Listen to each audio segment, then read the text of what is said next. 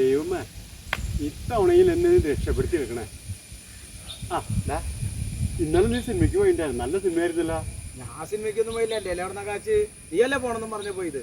എന്റെ 10 ദിവസം ഉണ്ടായില്ലടാ. ഞാനിവിടെ ഇരുന്നിട്ട് ഒരു കാര്യം ആലോചിക്കായിരുന്നു. നമ്മള് കാലം കുറെ ഇവിടെ ഇരുന്ന് വന്നിരിക്കാനും തുടങ്ങിയിട്ട് ഒരു പണിക്കും പോയിട്ട് നമുക്ക് മീൻ കച്ചവടം തുടങ്ങിയാൽ അത് വാച്ചയ്ക്ക് വാച്ചയാ. ഇത് വേണ്ടാണ്ടെന്ന് മീൻ കച്ചവടം നാറിയിട്ട് വേണ്ടാവില്ല. കോഴി കച്ചവടം ആണെങ്കിൽ അതിന് നല്ലതായിരിക്കും. കോഴി കച്ചവടം എനിക്ക് പറ്റില്ല. പിന്നെ അതിന്റെ കുണ്ടിയും കുടലും ചോരയും എനിക്ക് പറ്റില്ല. പിന്നെ എന്തിട്ട് നമ്മൾ ചെയ്യാ? നല്ലൊരു കേസ് ഉണ്ട്. നമുക്കേ ഓണം വരാൻ പോവല്ലേ, റെഡിമെയ്ഡ് കട തുടങ്ങിയാലോ? കൊള്ളാലോ. അങ്ങനെ എന്റെ മനസ്സിലേ 2-3 ഐഡിയ ഉണ്ട്. ഒന്നല്ലേ റെഡിമെയ്ഡ് കട, അല്ലെ പിന്നെ ഏറ്റവും വിലയുണ്ട് കയറിയിരിക്കണത് ഇപ്പൊ സ്വർണ്ണക്കട തുടങ്ങിയ. സ്വർണ്ണക്കട എൻ്റെ ഒരു വലിയൊരു സ്വപ്നായിരുന്നു. നീ പറഞ്ഞ ബിസിനസ്സിലല്ല, അതിൽ എന്നെ ഒന്ന് ചേർക്കോടാ. നമ്മള് 2 പേരും കൂടിയാ തുടങ്ങണേ. അത് തുടങ്ങുന്നതിന് മുമ്പ് നമുക്കൊരു കാര്യം ചെയ്താലോ? ഇപ്പൊ ഓണല്ല വരണേ, ഒരു 10 പാവപ്പെട്ടവർക്ക് കിറ്റായിട്ട് കൊടുത്താലോ? ഓണക്കിറ്റ് കൊടുക്കാം, അത് നല്ലതാ. വെളിച്ചെണ്ണ നീ ഏറ്റോളം. വെളിച്ചെണ്ണ ഞാൻ എന്നോട് പറയായിരുന്നു, ഞാൻ ഏറ്റു. പച്ചക്കറി എന്നാ ഞാനും ഏറ്റു. പച്ചക്കറി ഏൽക്കണ ആള് തന്നെ പലർക്കും ഏൽക്കണം. ആയിക്കോട്ടെ.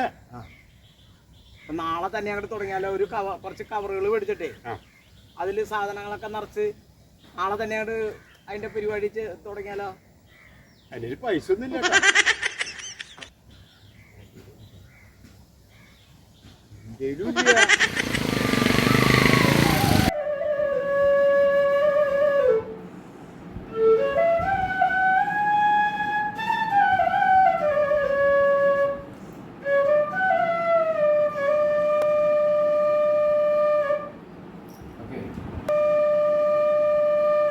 ഹലോ,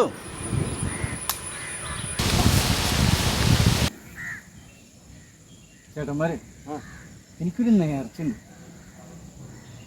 അതായത് ഇത് ഓണക്കോടി ഉണ്ടോ? ഇത് പിടിച്ച് ഇതും പിടിക്കും. സമാധാനമാണ്. നേർച്ച എന്താണെന്നറിയോ?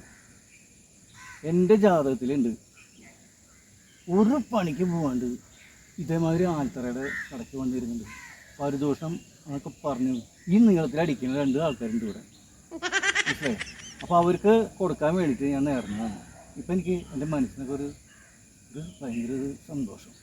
അപ്പോൾ ഇനി വരുന്ന ഓണം വരെ നിങ്ങൾ ഇവിടെ ഇരുന്നിട്ട് ഇവിടെ അനങ്ങരുത്. ഇവിടെ ഇരുന്നുകൊണ്ട് തന്നെ ഈ പരിദോഷണം മറ്റുള്ളവരെ പോകുമ്പോൾ അങ്ങോട്ട് പോകുമ്പോൾ ഇങ്ങോട്ട് പോകുന്ന കളിയാക്കുന്നു വലിയ വലിയ ബിസിനസ് കഥകളൊക്കെ പറഞ്ഞിരിക്കുക.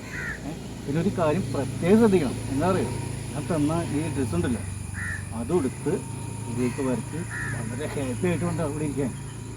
ഞാൻ പോട്ടെ. ശരി.